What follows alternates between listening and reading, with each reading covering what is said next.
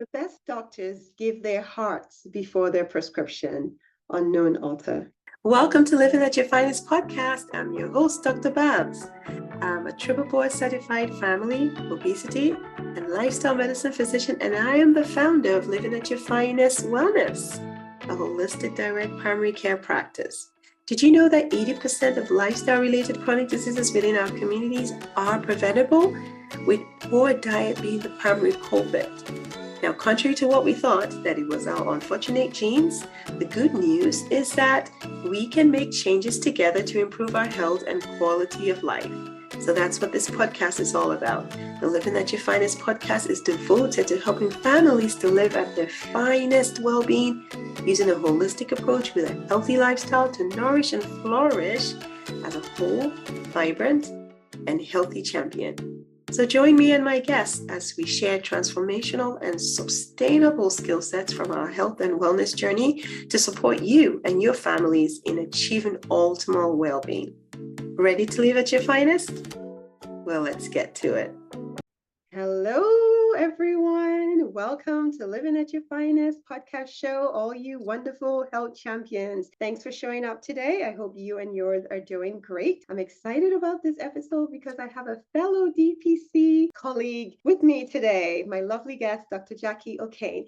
She's a living testament of how to begin the journey of healing by just living healthier lifestyle. The title of our podcast today is How DPC Enables You to Have a Healthier Living. Now, we are going to be talking around topics about the facts that doctors, you feel rushed in the practice, but then when you have that relationship with your one doctor, you can feel healthier, you feel the support, you have the accountability. So I'm truly honored that she's accepted to be on this podcast with me, where we talk about all things DPC and what it means to live a healthier life. So let's get started with a brief introduction. Dr. Jacquei O'Kane is a family physician and the owner of White Rose Comprehensive Care. I really love that name.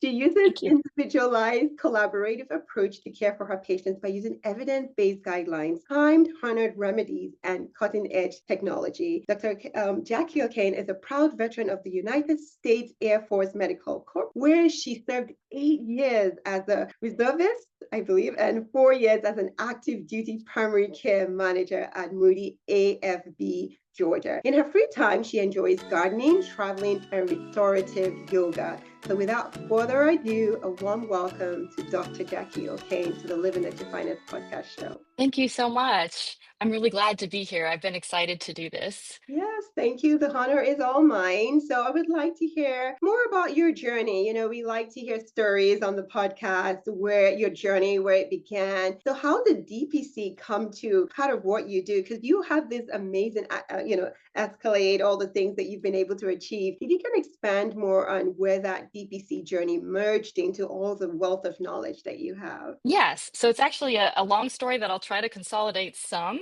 but yes, it has definitely been a journey. So I started off in the Air Force, and I wasn't sure if I was going to make a career out of that as a physician, or if I was going to transition out and do civilian practice. And it became clear to me after a few years that this was not going to be a good long-term plan for me, just wasn't the best fit. And I wanted to see what else was out there. So when I had the chance to separate from the Air Force in 2020, of course, that was in the middle of a pandemic. So kind of a crazy time to make a transition, but I ended up staying locally and teamed up with the hospital system. We created a brand new clinic. It was traditional fee for service, of course, and in a small town. And I loved it at first. I really enjoyed the relative freedom I had actually compared to being in the military, of practicing as a civilian and being the only physician at the office, where I could just build it as I wanted to. But I came to realize after a while that, well, there's a lot of things that limit the way that I want to practice. And so as we got busier, I really was encouraged strongly to spend less time with patients. And there was a lot of documentation, most of which was for billing and not necessarily to benefit the patient directly. And I just became a little disillusioned, honestly, with the practice of medicine. Like, is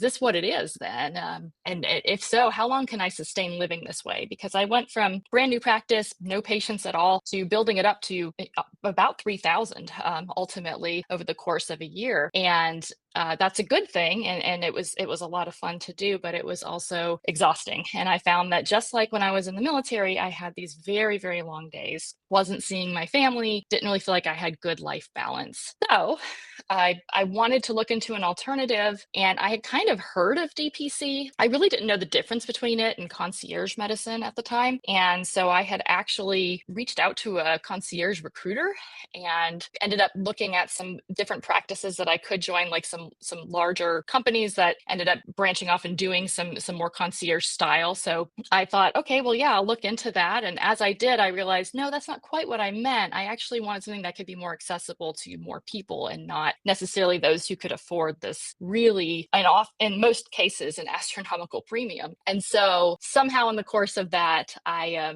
ended up learning about DPC and connecting to this just very welcoming community, between the DPC Alliance and all the various social media pages and everything. I really just jumped in and got to know people and decided this is what I want to do. Fantastic. I love that you said it started off and you loved it at first, and then all of a sudden Right. everything changed. And I can resonate with that because, I was in the traditional healthcare system for 16 years, which I enjoyed, with my patients. I had a 3,000 patient panel, but then very quickly, feeling rushed, 26 patients a day. And I'm sure you can relate having to connect with your patients, and paperwork adds up, especially if you're not one of those doctors that would stop what caring for your patients and write all your notes. Then you have all those notes piling up at the end of the day, and you have to complete them to be Mhm. able to do billing. So yes, and kudos to you for even setting up a brand new clinic from scratch. You build that up, and for you to know and determine that, okay, yeah, this is no longer a good fit. You really want to do more for your patients. So can you share a little bit with us what was that like? Because I follow you on Facebook, and I've heard remarkable transformation in terms of when you decided, I want to live a healthier life. You are caring for patients. You know how they say, physician, heal thyself. I had a similar story. I would like for our listeners to hear your journey. When did you determine that, okay, you know what, I really need to care for myself first to be capable and adequate enough to care for others? So going back just a little bit, when I was in the Air Force, I eventually developed a countdown clock that was half joke, but because I had like 1,400 days left on it when I started it. But I said, one day I'll have my freedom and I can practice like I want to. And it was the day that I developed that same countdown clock when I was in my first job out of the Air Force that I realized, okay, if I'm already counting down the days before this contract is up, then this means I really need to be serious about finding something that is substantially different. So, and yes, I did realize something in the process too, that I enjoy creating something new. I loved the whole process of starting the new practice and trying to find employees and recruiting patients. Even though it was COVID, that made it a little more challenging. But I enjoyed that so much,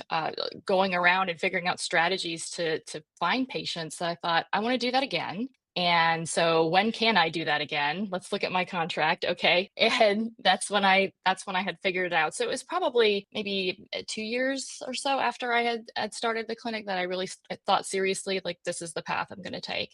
All right. And then when you made that decision, what was it like? Because it looks like, you transitioned into telemedicine. Can you share with what's the difference in terms of, in case someone is listening and they want to use your services, what does that look like in terms of caring for patients in the DPC world, telemedicine versus like the traditional brick and mortar practice? So honestly, the thing that had initially catapulted me into considering telemedicine was my non-compete. Okay. And I have a very, very strict non-compete that prohibits me from practicing medicine within a 50-mile radius.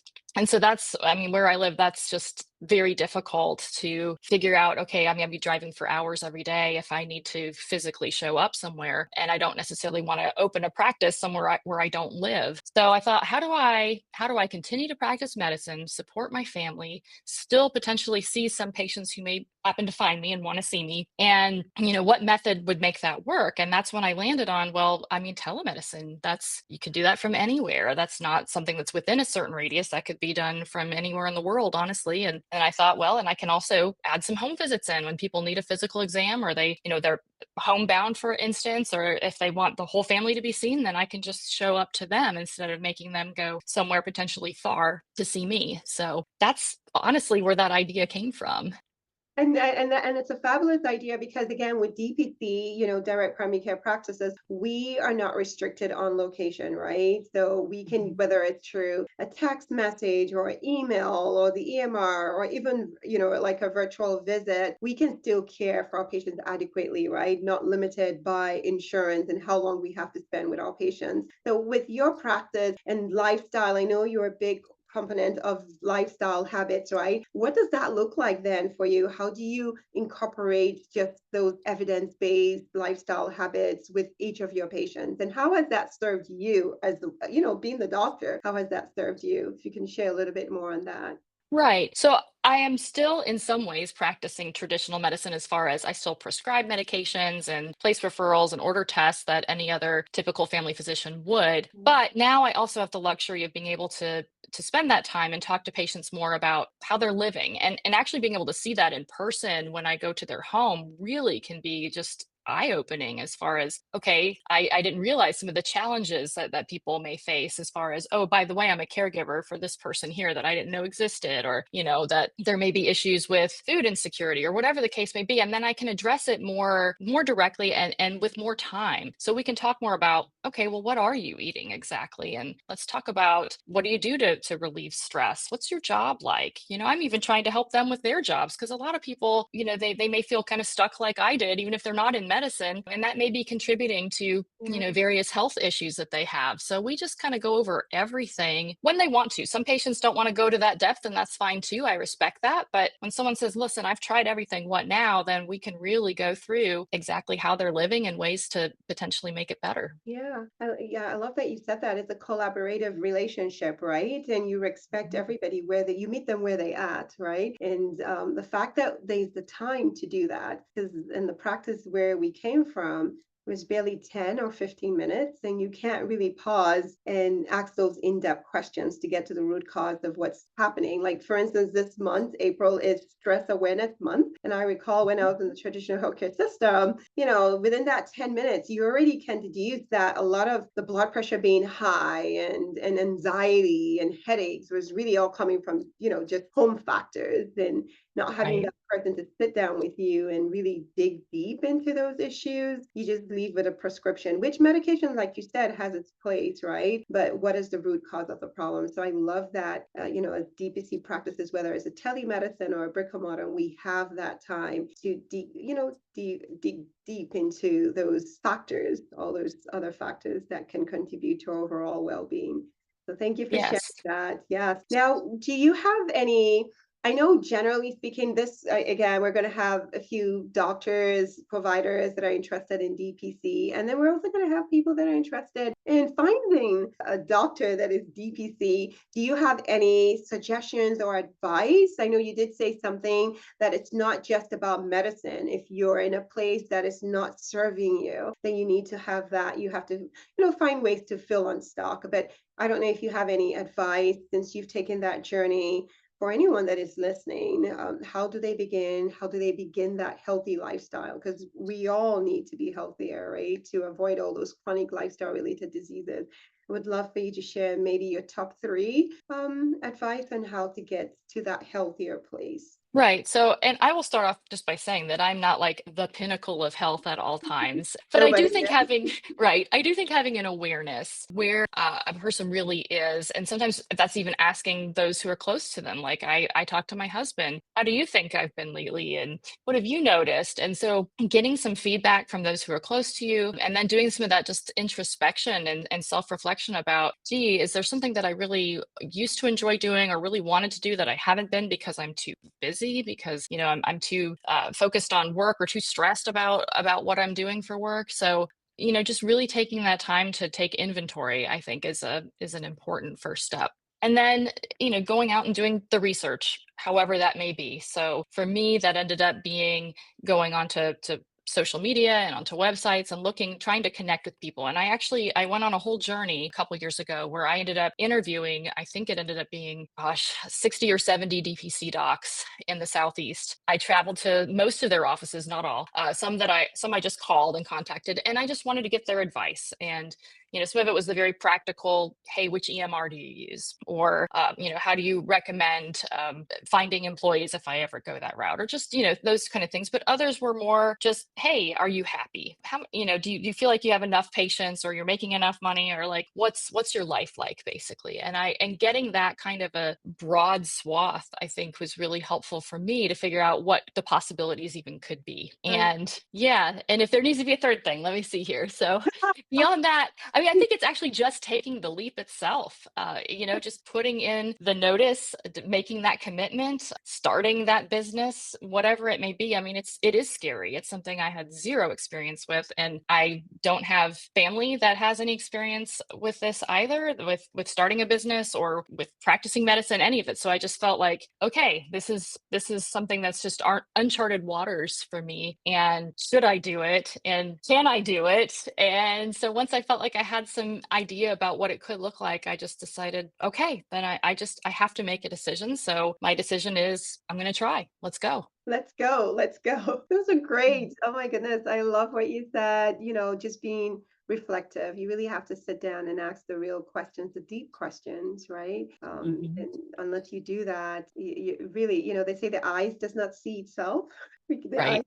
see. So you would have to ask people close to you, how are you? What are you, just your countenance, your behavior, and then do the investigation, do the homework. I'm impressed. How many people did you say you interviewed and traveled to their different locations?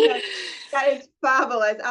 Mine was local. I mean, of course, I was on the Facebook group and snorkeling there, and I did go to one or two people. But yeah, kudos to you and Kat. You were really, really investigating. So that's good that you did that. But that leaves you being convinced and certain of the decision that you made. And then the last point is just step out. Nothing ventured, nothing gained. Right? That's what they say. So you know that your heart is in the right place, and we're really trying to serve our patients better. But in the process, not burning out, right? Because we have to first and foremost be healthy. You can't fill from an empty cup. So I like the Exactly.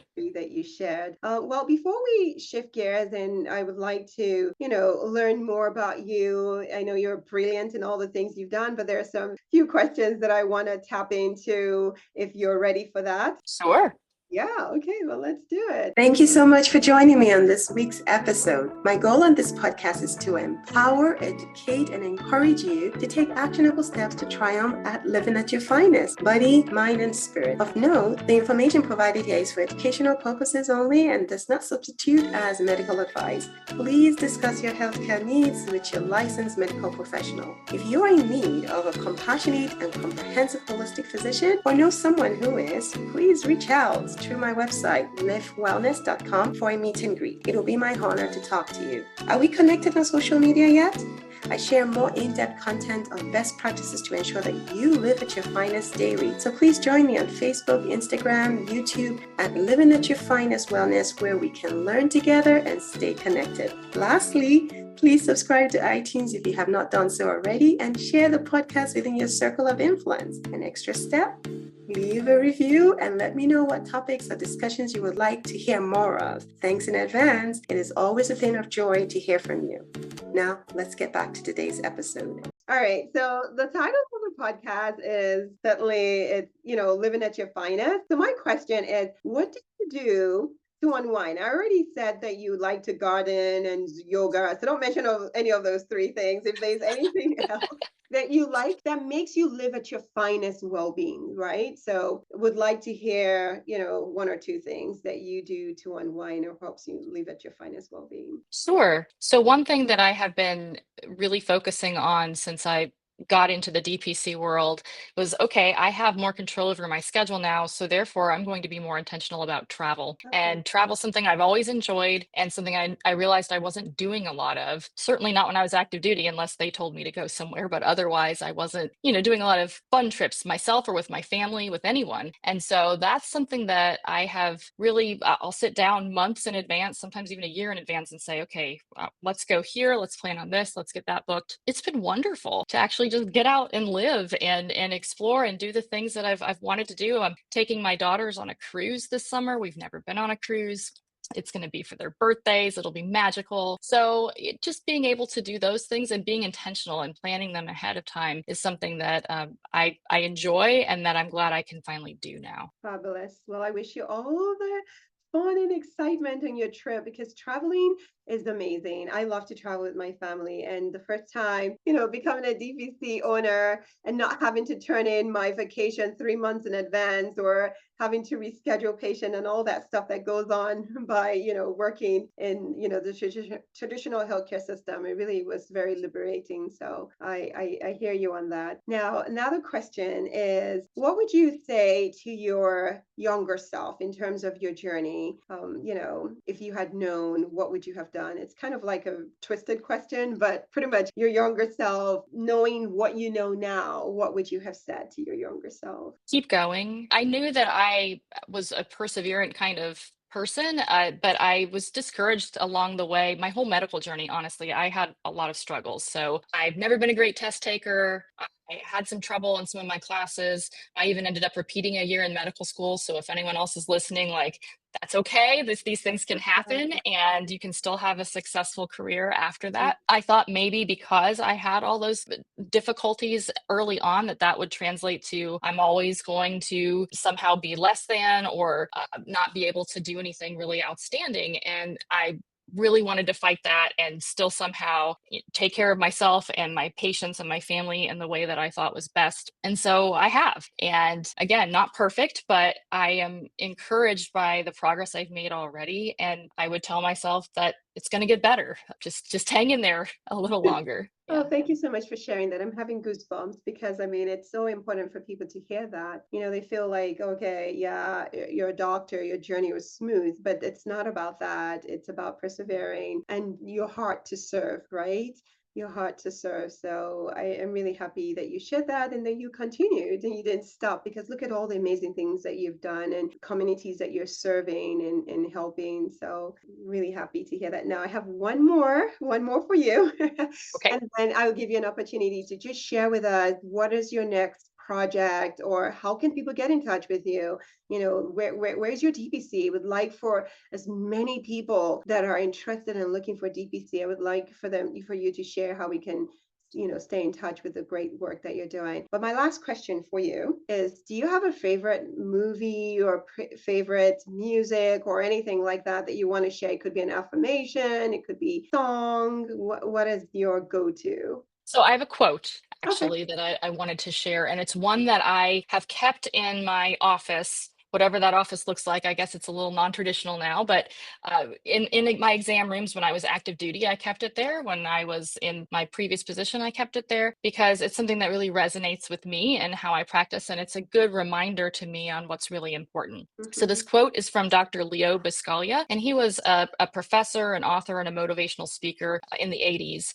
And he was also known as Dr. Love. So he taught people basically how to love each other better, which it seems like it should be such a simple thing, but sometimes it can be a challenge and you have to be more mindful about it. So the quote is, too often we underestimate the power of a touch, a smile, a kind word, a listening ear, an honest compliment, or the smallest act of caring, all of which have the potential to turn a life around.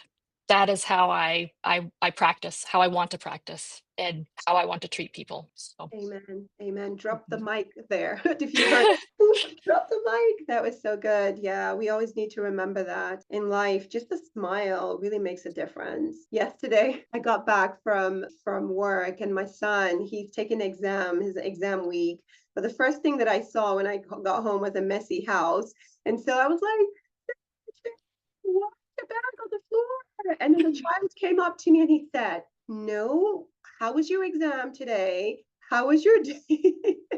So he was telling me that I could have started the day by, the evening by greeting him and asking him how was his exam. And I was focusing more on the way the house looked. And I said, "Oh, okay, Right. well, let's start all over again. How was Oh, that's great. What a good reminder. yeah, good Yeah. here. So we need that quote that you have. We need to put that, Mhm. to serve as a reminder to all of us that we need to share love and share love, spread it around us everywhere we go. So thank you for that. Well, Yeah. please share with us how we can stay in touch with you if you have any new projects out there, I would like to hear it. Absolutely. So first, just a word on my practice name. I know you said you liked it, and I just wanted to share just some about how I came to that name. Yes. So White Rose is a reference to a Nazi resistance group from Germany from the early 1940s. It was a group of medical students and their professor, and they were not Jewish. They were German, but they were really concerned about their Jewish friends, and they were writing leaflets that they would distribute around town and eventually to other places too, that would encourage other German people to stand up and do the right thing to help their neighbors. And I know this sounds very irrelevant to medicine, so I promise I'm going to tie it in here. Oh, But this yeah. is a story that it's resonated with me for a long time. I studied abroad in Germany, and I've always wondered, like, how did all this bad stuff happen? And I love reading the stories about the people who persevered, the people who fought against the bad system. And so on a much smaller scale, this is my kind of small rebellion against a bad system of the mainstream practice of medicine, not the individual people who are in it, but just how the whole thing works. And that I feel that speaking out and doing what's right for patients and for myself is my family, for everyone, is important and something that I truly value. And yeah, even when it gets to the point of being something that's a life or death matter, of course, that's extra important, but also the small things every day too, that I want to be the sort of person who is not afraid to do the right thing. And so that's one part of the name. And then the other is, as a veteran, white roses are usually used to decorate the tomb of the unknown soldier. And so it's a sign of respect as well. So it's something that is doubly meaningful for me. And I really wanted to give my practice that name to just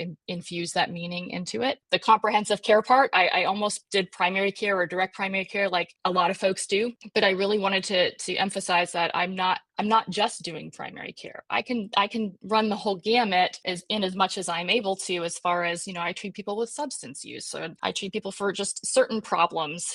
It's not necessarily just the primary care model all the time. So some people will just consult with me for certain things, and some people want me to take care of all the things. And so I just figured I'm comprehensive. I can do it, whatever it is that the patient needs. So that is how I came upon my practice name. Thank you for sharing how you came up. I think that it's fantastic. And DPC allows you to be comprehensive too, right? So yeah. Correct. Yes. Yes, it does. Thankfully, it's been wonderful. So my website is whiterosehealth.com. So that's a great way to look into more about who I am, what I do, and how to reach me. You can also email me at hello@whiterosehealth.com. That goes directly to me. And then, yes, I have a phone number if people want to call and talk to me about my practice. And that is 229-398-2320. Took me a second there.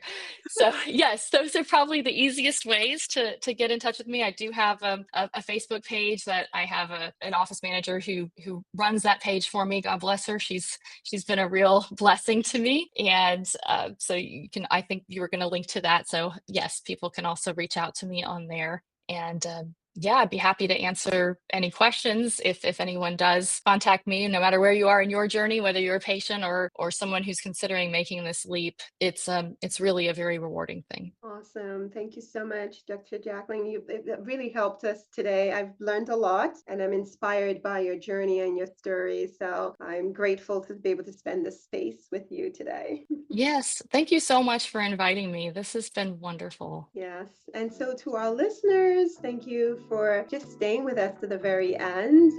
Like I have learned so much, I bet you have as well. So the information shared today is not just to inspire you, but to impact you to be able to make those difference in your life, those impactful, meaningful connections, right? So until next time, I want you all to remember that you deserve to live at your finest well-being because you are worth it. So take care and God bless. Bless.